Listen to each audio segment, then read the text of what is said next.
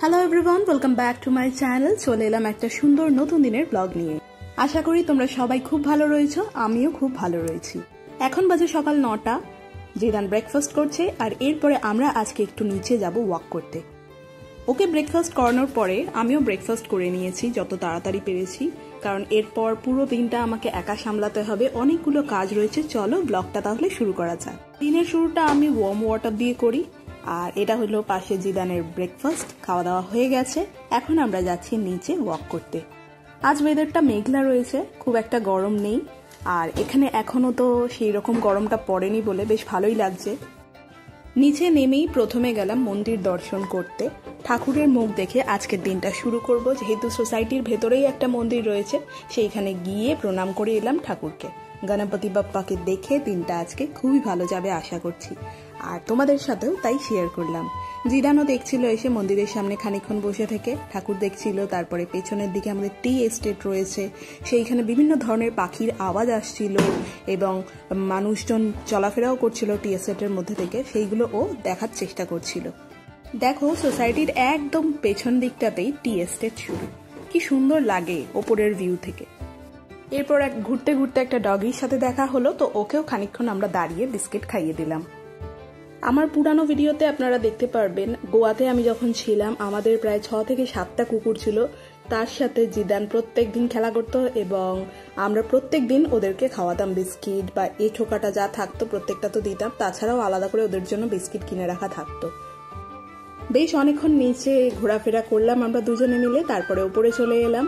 আর এখন জিদান খেলাধুলা করছে, তার ফাঁকে ফাঁকে আমিও টুকটাক রুম ক্লিনিং আর যে কাচাকুচির কাজগুলো থাকে সেগুলো সেরে নিলাম। জিদানের রিসেন্ট ফেভারিট কার হচ্ছে এইটা, এখন একটা থার। এটা নিয়েও সারাক্ষণ থাকতে পছন্দ করে। ওপরে এসে শুরু করলাম 1 কাপ কফি খাওয়া, একটু বই পড়া, আর সাথে সাথে রান্না বান্না তো চলবেই। এবারে যাই কিচেনের দিকে। কিরকম কি কাজ আছে নিজেও জানি না, কি বানাবো কখনো বুঝতেও পারি না। প্ল্যান করি এক একদিন, আর এক একদিন কোনো প্ল্যানই থাকে না, যেটা হাতের কাছে পাই সেটাই বানাই। রান্না করতে করতে জিদানের এখন জুসের টাইম হয়ে গেছে, তো ওর জন্য একটু জুস বানিয়ে নিয়ে এলাম। জুস খাওয়ানোর জন্যে ওর প্রায় 3টে বটল আমি ট্রাই করেছি, কিন্তু আলটিমেটলি ও এই স্পুন আর বোলের মধ্যেই হচ্ছে জুসটা খাওয়া পছন্দ করে। কোনোভাবেই ও বটল ফিডে জুস খায় না। তো আলটিমেটলি আমার আর কোনো উপায় ছিল না, আমাকে ওকে স্পুন ফিডিংই করাতে হচ্ছে, কারণ জুসটা খাওয়া খুবই দরকার। তো অরেঞ্জ জুস খাচ্ছে ও এখন।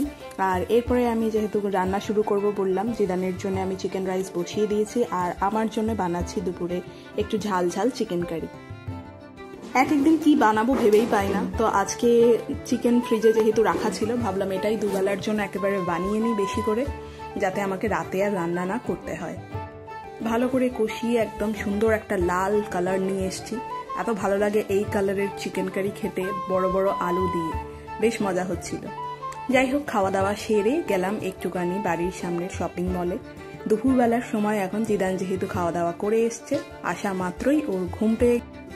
এরপর অরিজিৎ আসবে এখানে অফিস থেকে, ওর কাজ প্রায় হয়ে গেছে বললো, তো ওর জন্য আমি ওয়েট করছিলাম এখানে বসে খানিকক্ষণ একটু চা খেলাম। একটা পাশের দোকান ছিল, মশলা চা খেলাম, এত সুন্দর ভালো লাগলো। দুপুরবেলা তো ঘুম পায় হালকা, কিন্তু বেশ কড়া একটা চা খেয়ে মন মেজাজ দুটোই ভালো হয়ে গেল। আর জিদানের তো টানা ঘুম চলছে। আর এই দেখো অরিজিৎ চলে এসছে, অনেকক্ষণ ওয়েট করলাম ওর জন্য। তারপরে ও বললো যে চলো একটা আইসক্রিম খাই, তারপরে বাড়ি যাবো। তো এই বলে ও ম্যাকডোনাল্ডস থেকে সফটি নিয়ে এলো। এটা জিদানের আজকে ফার্স্ট টাইম ছিল সফটি ট্রাই করার। তো ও তো কোনোদিনও আগে সব খায়নি, আর এখন একটু বড় হয়েছে, ওর খাবারের দিকে একটু ক্রেভিং তো হবেই। তো আমি ভাবলাম একটু ট্রাই করে দেখি। ওমা দিয়ে দেখি খুবই ভালো লেগেছে। ওর ঠান্ডা ঠান্ডা লাগছিল একটুখানি, কিন্তু বেশ মজাই পাচ্ছিল খেয়ে। মুখটা দেখো কি সুন্দর করবে। ওর কাছে একটা নতুন টেস্ট, যেহেতু ও ন্যাচারাল সুইট খায় সবসময়, এই ধরনের কার্বোনেটেড সুগার বা অন্যান্য যে অ্যাডেড সুগার সেইগুলো কখনো খায় না, যেটা রিফাইন্ড সুগার আর কি। তো সেই কারণে ওর একটু টেস্টটা ডিফারেন্ট তো লাগবেই, নতুন টেস্ট। তারপরে বাড়ি যাওয়ার আগে ভাবলাম ওকে একটুখানি জয় রাইড দিই, তো বলে আমি টয় ট্রেনে উঠলাম ওকে নিয়ে। বেশ মজাই লাগছিল, আমারও চড়তে বেশ ভালোই লাগে। আর জিদান নিজে নিজেই দৌড়ে দৌড়ে এই দিকটায় আজকে চলে এসেছিল, তো ভাবলাম যে ঠিক আছে, ও যখন নিজে বায়না করছে, বলতে তো পারে না মুখে, তাহলে ওকে একটা টয় ট্রেনের রাইড দিয়েই নিই। বিকেল প্রায় শেষের দিকে, সন্ধে হতে চললো। আমাদের যে কাজ ছিল এখানে সেই কাজটাও মিটে গেছে, আর জিদানের জয় রাইড হয়ে গেছে। এবারে জিদানের ফিডিং টাইম মানে স্ন্যাক্স টাইম একটা রয়েছে, সেটা তো আমি আর ক্যারি করে আনিনি, দুধ নিয়ে এসেছিলাম। বাড়ি গিয়ে ওকে খাওয়াতে হবে, তো এই বলে আমরা এই জয় রাইডটা নেওয়ার পরে বাড়ি চলে এলাম। বাড়িতে ফিরে ফিড করিয়ে নিয়েছে জিদানকে এবং ওর এখন প্রায় ডিনারও হয়ে গেছে। অনেকক্ষণ উপরে খেলাধুলা করার পরে আমরা ভাবলাম যে একটুখানি নিচে নিয়ে যাই, খুব সুন্দর হাওয়া দিচ্ছে, এই বলে নিচে নিয়ে গেলাম। ওপরে গিয়ে আমিও ডিনার করব আর আগামীকালের জন্য রান্নাটা খানিকটা এগিয়ে রাখবো। তো চলো আজকের ভিডিওটা এখানে এন্ড করছি, দেখা হচ্ছে আগামীকাল নতুন ভিডিওতে। ততক্ষণ সকলে ভালো থাকবেন আর আমার চ্যানেলে নতুন হলে চ্যানেলটি সাবস্ক্রাইব করতে ভুলবেন না। তো বন্ধুরা বাই, আজকে দেখা হচ্ছে আগামীকাল। Good night.